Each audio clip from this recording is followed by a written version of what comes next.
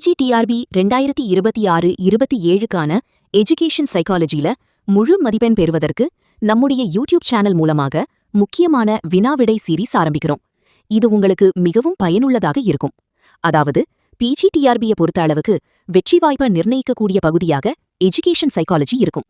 அந்த வகையில இந்த வினாவிடை சீரீஸ் உங்களுக்கு மிகவும் பயனுள்ளதாக இருக்கும்.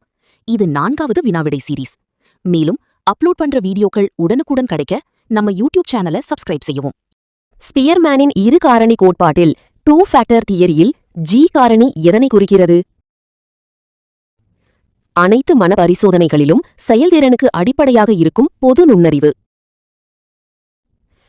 ஸ்பியர்மேனின் இரு காரணி கோட்பாட்டின்படி G மற்றும் S காரணிகளுக்கு இடையிலான தொடர்பை பின்வருவனவற்றில் எது சிறப்பாக விவரிக்கிறது?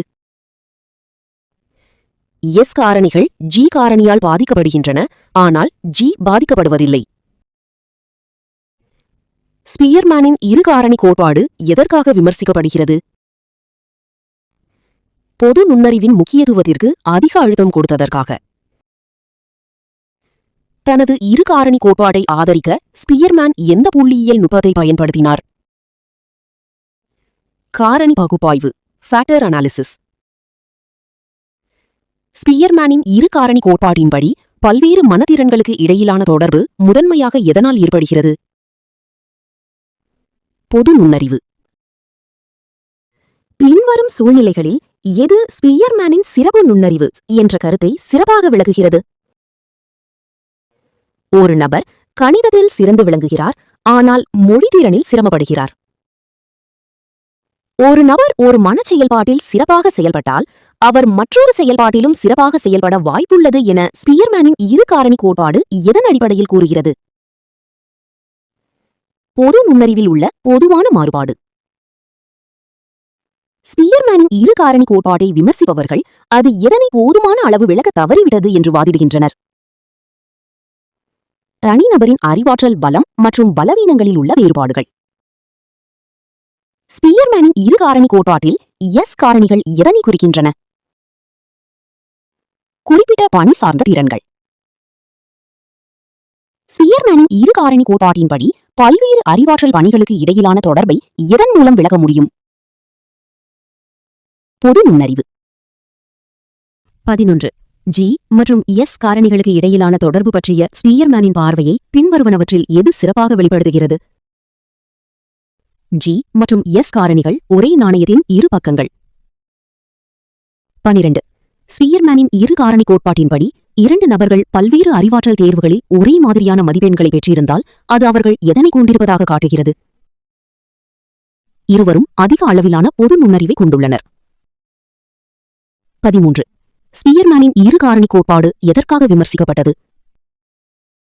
நுண்ணறிவு பரிசோதனையில் கலாச்சார சார்புகளை கணக்கில் கொள்ள தவறியதற்காக. 14. ஸ்பியர்மேனின் இரு காரணி கோட்பாடு முதன்மையாக எதை அடிப்படையாக கொண்டது? உளவியல் அளவீட்டு பகுப்பாய்வுகள்.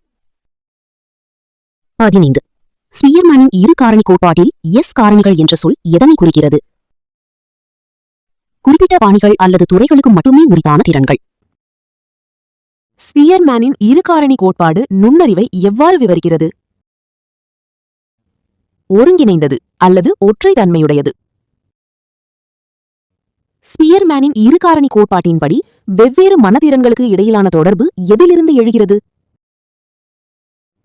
பொது நுண்ணறிவின் செல்வாக்கு. ஸ்பியர்மேனின் இரு காரணி கோட்பாடு எதன் வளர்ச்சிக்கு செல்வாக்கு மிக்கதாக இருந்தது? நுண்ணறிவு சோதனைக்கான நவீன உளவியல் அளவீட்டு முறைகள். ஸ்பியர்மேனின் இரு காரணி கோட்பாடு எதனை உருவாக்குவதில் பெரும் பங்காற்றியுள்ளது? நுண்ணறிவை அளவிடுவதற்கான உளவியல் அளவீட்டு அணுகுமுறைகள். தர்ஸ்டோனின் பல காரணி கோட்பாட்டின் மைய கருத்து என்ன? நுண்ணறிவு என்பது பல சுதந்திரமான காரணிகளால் ஆனது. 21. பின்வருவனவற்றில் எது தர்ஸ்டோனின் முதன்மை மனத்திறன்களில் ஒன்று அல்ல? திரவ நுண்ணறிவு. 22. தர்ஸ்டோனின் கோட்பாட்டின்படி ஒரு நபர் சொல் புரிதலில் சிறந்து விளங்கி எண்கணித திறனில் பின்தங்கியிருந்தால் அவருடைய நிலை எவ்வாறு இருக்கும்? G காரணியில் குறைவாகவும் சிறப்பு காரணியில் உயர்வாகவும் இருப்பார். 23. தனது பல காரணி கோட்பாட்டை உருவாக்க தர்ஸ்டோன் எந்த புள்ளியியல் நுட்பத்தை பயன்படுத்தினார்? காரணி பகுப்பாய்வு, ஃபேக்டர் அனாலிசிஸ். 24. தர்ஸ்டோன் தனது கோட்பாட்டில் பொது காரணிக்கு பதிலாக எதனை முக்கியத்துவப்படுத்தினார்? எஸ் காரணி. 25.